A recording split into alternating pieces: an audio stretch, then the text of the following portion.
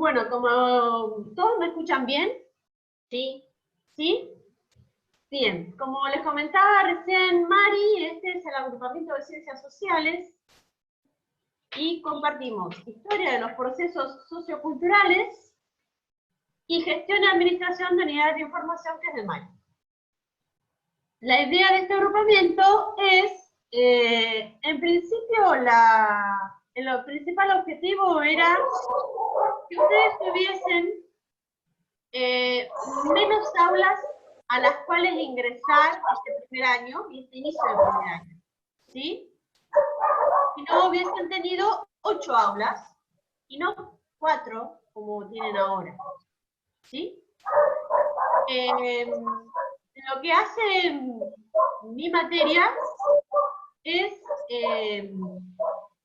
contextualizar de alguna manera cuáles son las teorías de administración que van a ver con Mari. ¿Alguien tiene un micrófono abierto con unos perritos? Sí, creo que yo. Ahora lo cierro. Bárbaro. Y entonces lo que nos pasó con María cuando comenzamos a trabajar en esta materia es que mi espacio curricular empieza mucho antes que el del de ella, ¿sí? Historia de los procesos socioculturales pretende que nosotros trabajemos temáticas que inician en el Paleolítico con los agrupamientos humanos y terminar en la globalización. Una línea de tiempo extensísima. Pero además también pretende que nosotros veamos 3 espacios geográficos. Que veamos esa línea de tiempo en Europa, esa línea de tiempo en América Latina y esa línea de tiempo en Argentina. No es nuevo que yo les diga que es imposible. Es imposible, no vamos a llegar nunca a ver todo eso en un año. No se puede. Y la materia de Mari, por ahí empieza ya con Revolución Industrial. Revolución Industrial ya la tenemos en siglo XIX. Y si ustedes vieron mis materiales, estamos hablando del 2000 a.C. Claro, Grecia, Roma. Por eso entonces, iniciamos con mi materia y fuimos sumando algunos aspectos de la materia de Mari, como para que ustedes comenzaran a hacer esas vinculaciones. ¿Cuál es el desafío? El desafío es pensar cómo surgen las teorías de administración, en qué contexto. Porque las teorías de administración no vienen como tiradas por un paracaídas. Surgen en una sociedad, en un momento, con una idea de hombre, con una idea de progreso o no, con el uso de determinada tecnología, con determinada organización política, ¿sí? Entonces comenzamos a trabajar Grecia, Roma, vimos luego feudalismo, llegamos ahora a Renacimiento, descubrimiento de América e iluminismo. Bien, yo sé que tal vez la bibliografía sea mucha, de todas maneras he quitado bibliografía y he tratado de que sea la bibliografía de mayor acceso o de mejor acceso posible sin que sea infantil. ¿Se entiende? ¿Sí? Porque historia de Roma, historia de Grecia para niños hay, de nivel secundario hay, y de nivel muy específico también. ¿Qué es lo difícil? Que sean lecturas apropiadas para este nivel. Ustedes están en superior. ¿Sí? Pensando en las dificultades que estas lecturas pueden generar, yo tengo varios consejos para darles. En principio, que leyeran las clases de presentación del tema. ¿Sí? Que miraran los PowerPoint que les hemos presentado y los documentales, y que después fueran a la bibliografía, porque siempre es más fácil. ¿Sí? Ahora, cuando vayan a la bibliografía, ¿cuál es mi intención con la bibliografía? Yo no pretendo que sepan cuándo asumió Tucídides, ni en qué momento el último emperador romano, no me importan esas cosas. ¿Qué es lo que a mí me importa de la materia? Que ustedes puedan ver el proceso, ¿sí? Que vean cuáles son los cambios y las continuidades que se dan a lo largo del tiempo, ¿sí? Entonces, sí es importante que ustedes se ubiquen en un siglo, ¿sí? Siglo X, siglo XI, siglo XV, siglo XX, Cambalache, ¿sí? Pero yo no pretendo que memoricen fechas. Yo quiero que entiendan procesos, ¿sí? Entonces tenemos todo un abanico muy amplio, temporal. Tenemos 3 espacios geográficos. Pero al mismo tiempo el tema se complejiza más. ¿Por qué? Porque la historia nosotros no podemos fragmentarla. La historia debemos abordarla desde la multiperspectiva. Entonces tenemos que tratar de ver la historia desde lo político, desde lo económico y desde lo social y cultural. Todo el mundo. ¿Sí? ¿Hasta ahí estoy siendo clara en lo que digo? ¿Sí? Bien. Ustedes fíjense que comenzamos con Grecia. ¿Sí? ¿Qué es lo más interesante? O al menos cuáles son mis expectativas con respecto a ese texto. Que ustedes conozcan cómo se organizó una de las civilizaciones europeas más importantes de todos los tiempos. ¿Sí? Y cuáles son los legados que esa civilización nos deja. Especialmente la idea de democracia. ¿Sí? Bien. Mari, ¿querés agregar algo? Para no hablar yo siempre. Sí, sumando un poquito lo que vos estabas hablando, Mari, con respecto a esto de ver historia en un solo año. En mi caso particular, yo estudié bibliotecología con el plan anterior, que teníamos 2 años de historia. Entonces veíamos, o sea, todos estos contenidos con mucho más tiempo. Hubo un recorte de planes y de presupuesto, entonces este plan tiene un solo año de historia y un solo año de literatura, que también es complejo. ¿Por qué? Porque el bibliotecario necesita tener sí o sí una cultura general de historia y de literatura para poder ubicarse en una biblioteca y satisfacer las necesidades de información de los usuarios. Piensen ustedes que a nosotros nos vienen a pedir material e información de distinta índole. ¿Se acuerdan ayer cuando hablamos un poquito de la CDU? Bueno, ustedes vieron la CDU, que va desde el 0 al 9, y bueno, y todo lo que incluye la CDU. Si bien nosotros no tenemos que saber específicamente sobre cada campo del conocimiento, pero sí tener una idea general. Entonces, es muy importante que estemos ubicados en el espacio y en el tiempo. Es tan importante Grecia que lo vamos a encontrar hasta en Borges. Claro. ¿Se entiende? O sea, el conocimiento nosotros lo dividimos para poder estudiarlo, pero piensen ustedes que en el mundo de la literatura, por ejemplo, que a nosotros nos va a interesar muchísimo porque es la materia que más se va a ver en bibliotecología. Si ustedes trabajan en una biblioteca pública o popular, literatura es lo que más van a tener. Grecia es sumamente importante. La influencia que ha dejado la mitología griega, la literatura griega, el teatro griego, en toda la historia de la humanidad es impresionante. Hice el paralelismo con Borges porque hasta en Borges lo vamos a encontrar. Pero hasta ahora, hace poquito yo leí una novela de Gabriela Cabezón Cámara, que es una escritora súper novedosa y moderna y contemporánea de Argentina, y aparece la cuestión esta de intertextualidad que ustedes van a ver en literatura, aparece la Odisea. Entonces, o sea, siempre vamos a volver a los griegos. ¿Se entiende? Ni hablar para la historia del arte. Ni hablar. Porque la influencia que dejaron los griegos en el arte es impresionante. En el arte, en la filosofía, ¿sí? En la medicina. En la política. En la política, en la organización. Sí. nosotros, hablando de democracia, de distintos sistemas políticos, es en esa época donde se teorizó. Aristóteles teorizó a través de su texto La Política, la República, República. todo lo que son las formas de organización del Estado. Entonces, es importantísimo.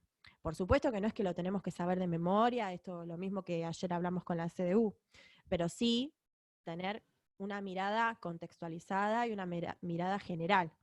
Entonces, saber que cuando nos están hablando de la Ilíada, nos están hablando de Grecia y nos están hablando de Homero, poder hacer esas conexiones, ¿sí? Eso es lo importante y lo interesante también. En el caso de la administración, que nosotros es verdad que empezamos nuestra materia más en la modernidad. ¿Por qué vamos a empezar en la modernidad? Porque en realidad hacemos una especie de resumen de lo que sería la administración en la antigüedad, en la Edad Media, porque en realidad se va a empezar a teorizar las teorías administrativas a partir de la modernidad, a partir de la revolución industrial y del desarrollo de fábricas, ¿sí? O sea, la administración va a empezar a ser una teoría, una ciencia, una disciplina a partir del desarrollo de las fábricas, ¿sí? Va a haber, después de esto ya lo vamos a ver, va a haber autores que van a desarrollar teorías específicas.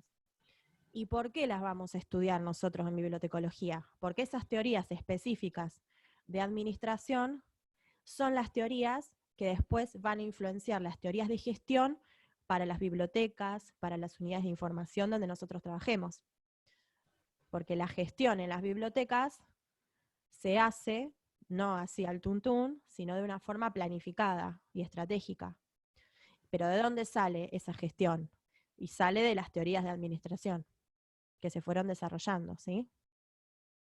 Entonces, nosotros lo que hacemos generalmente gestión es, en el primer cuatrimestre, ver las teorías de administración, las escuelas, las corrientes de administración, y ya en el segundo cuatrimestre entramos en lo que sería la gestión social y comunitaria, más específica de nuestro país, y de la CONABIP, que es la Comisión Nacional de Bibliotecas Populares, ¿sí?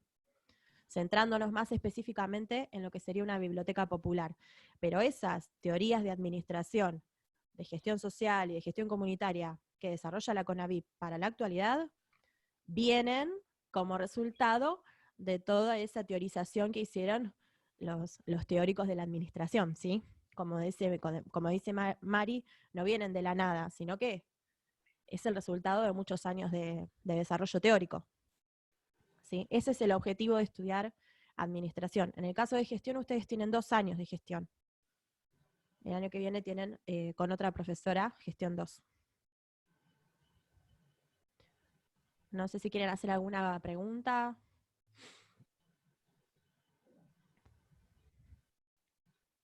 ¿Vamos bien? Sí. Seguimos entonces. Entonces, para quienes de alguna manera todavía no han accedido a todos los materiales, yo les recomiendo leer, realizar una primera lectura con la idea de comprender de qué trata el texto.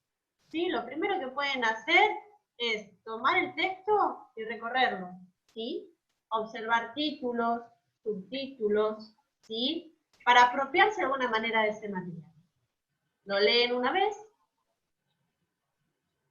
ahí ya tienen una idea de qué va, y si pueden, con los tiempos que ustedes dispongan, porque cada uno de nosotros también tendrá su trabajo, sus responsabilidades, las cursadas, otras materias, en una segunda lectura ustedes tienen que identificar, o tendrían que poder identificar, cuáles son los temas principales de ese texto, qué es lo que plantea. ¿Sí? En Grecia lo que van a encontrar es la historia de Grecia desde la organización económica, la organización política y el funcionamiento de la sociedad. ¿Sí? Cuando vayamos a Roma, van a encontrar criterios similares. Recuerden que vamos a ver la historia desde lo económico, desde lo político, desde lo cultural y desde lo social. Esos criterios, ¿qué hacen? Nos ordenan, ¿sí? Y nos permiten después poder comparar periodos, ¿sí?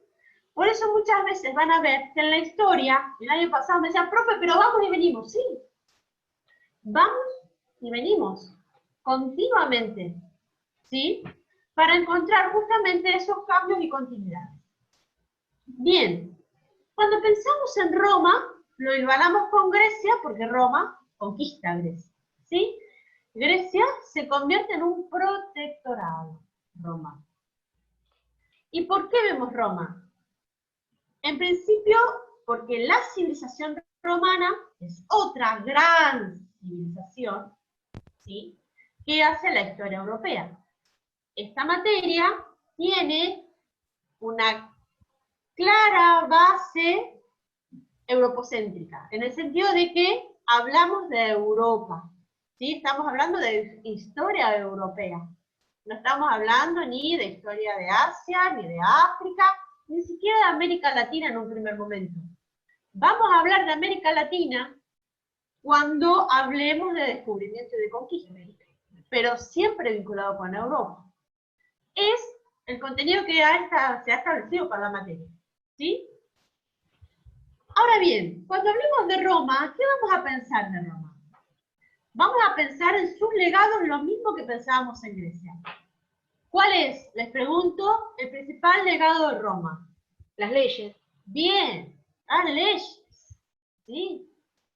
Las sociedades comienzan a pensar que ya deben legislar su comportamiento social, ¿sí? No es que, bueno, a mí se me ocurre que vos sos culpable y vos sos inocente y privilegiamos estos valores. No, que esté escrito, van a decir los romanos, ¿sí? Entonces, comenzamos a ver esta idea de justicia. Y si está escrito, todos vamos a ser juzgados por eso mismo que está escrito. Y estamos hablando entonces de la idea de igualdad ante la ley. ¿Sí? ¿Qué vamos a pensar de Roma? Vamos a pensar cómo Roma retoma la herencia cultural griega, la resignifica, y vamos a pensar también cómo, así como en Grecia hablamos de democracia, en Roma hablamos de república. ¿Sí? Depende del periodo, profe. ¿Eh? Depende del periodo. Sí, sí, pero vamos a tomar tres grandes periodos, ¿sí? Monarquía, república e imperio. Gracias. Exacto. ¿Sí? No vamos a pensar quién se peleó con... No, no, a mí sí me interesa que ustedes lo vean como grandes periodos de organizaciones políticas. ¿Sí? Ahora bien, si pensamos en la república, vamos a pensar cuáles son las instituciones que le dan vida a la república, y ahí ustedes tienen en el PowerPoint la idea de las magistraturas, ¿sí? La idea del consulado, ¿sí? La idea del tribuno de la plebe, que surge mucho después. ¿Alguien recuerda por qué surge el tribuno de la plebe?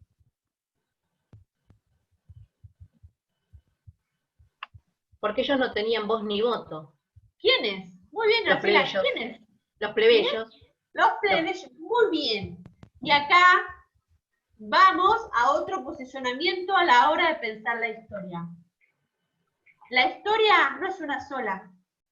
La historia puede ser contada desde múltiples perspectivas y puntos de vista.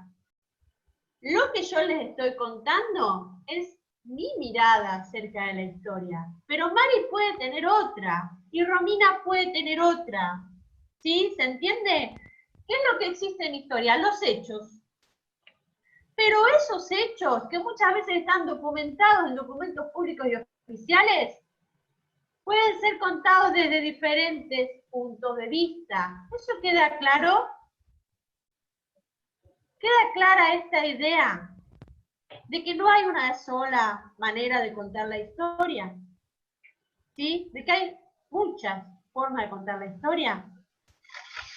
Yo me siento muy cómoda con la perspectiva marxista que cuenta la historia, porque ancla la idea de conflicto social, de lucha de clases, y nos permite comprender entonces, por ejemplo, cómo el tribuno de la plebe surge justamente a partir del reclamo de los plebeyos que no tenían representación política.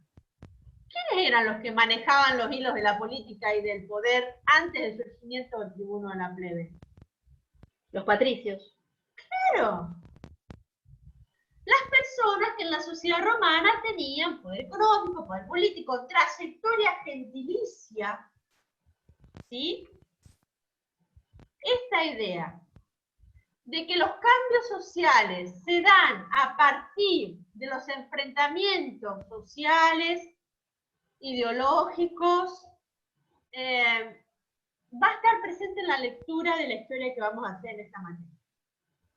¿Sí? Porque eso nos permite ver el cambio, pero también nos permite ver la continuidad de una estructura.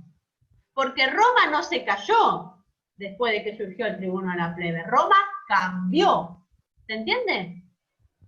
¿Sí?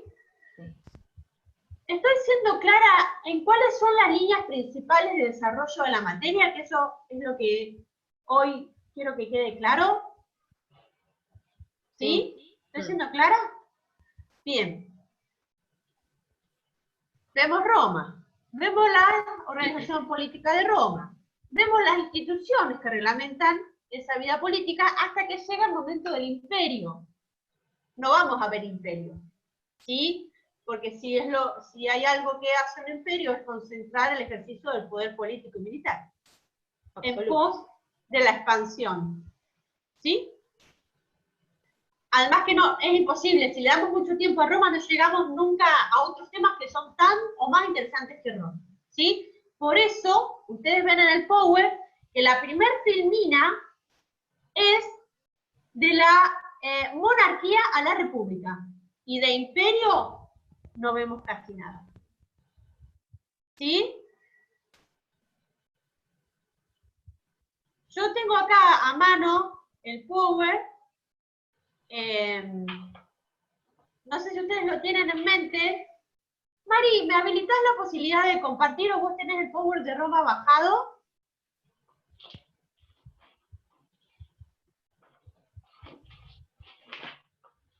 Bien. Una vez que pensamos en Roma, todo gran imperio cae. Eso es así. Algunos estamos pensando en la caída de algunos imperios actuales, pero bueno, no caen nunca. ¿Qué piensan ustedes que significa la idea de imperio o de imperialismo?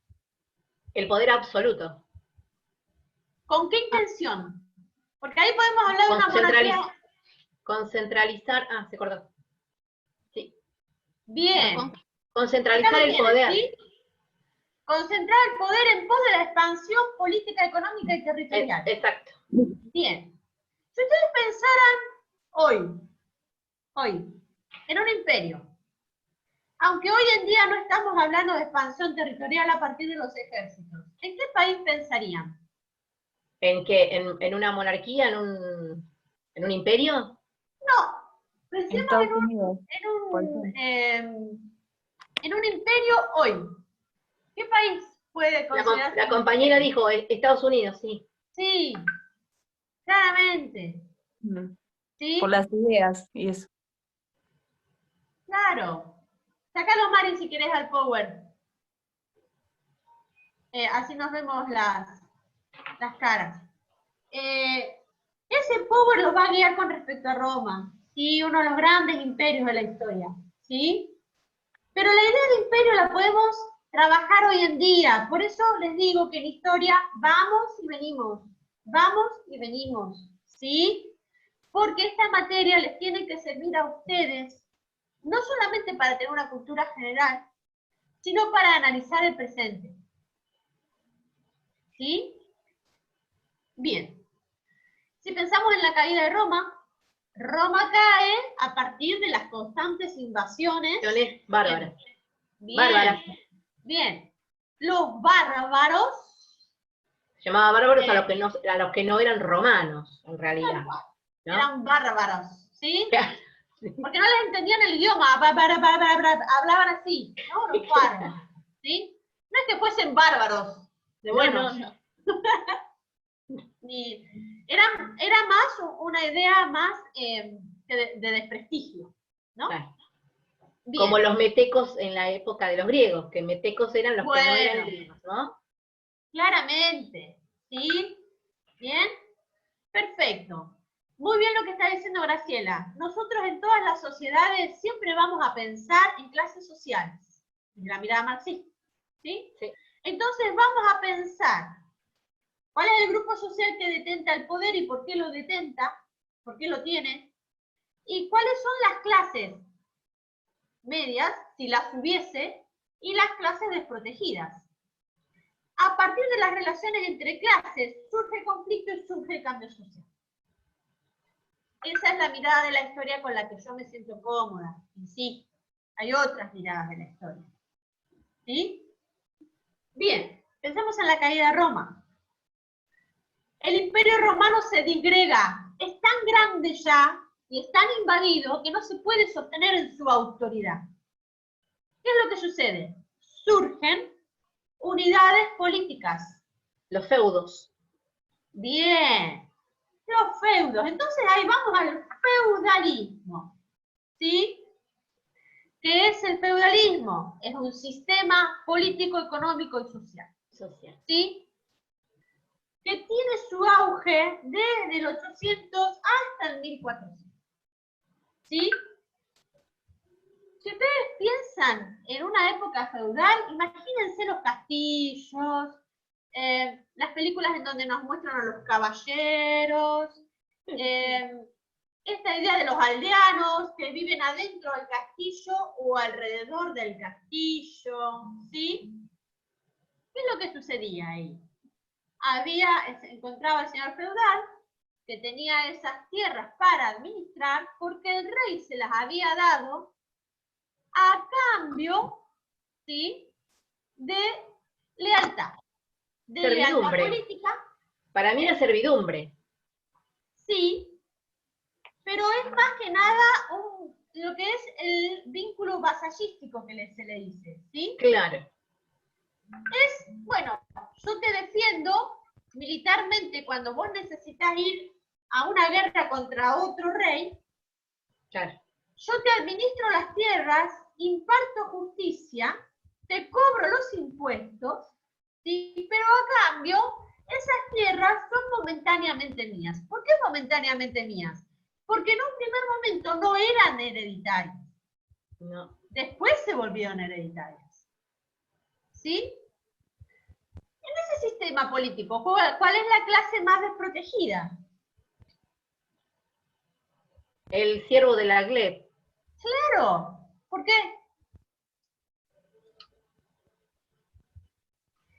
¿Quién era el siervo de la gleba? ¿Alguien sabe? Era el que era el desposeído, el que no tenía absolutamente nada y pertenecía al siervo del señor feudal.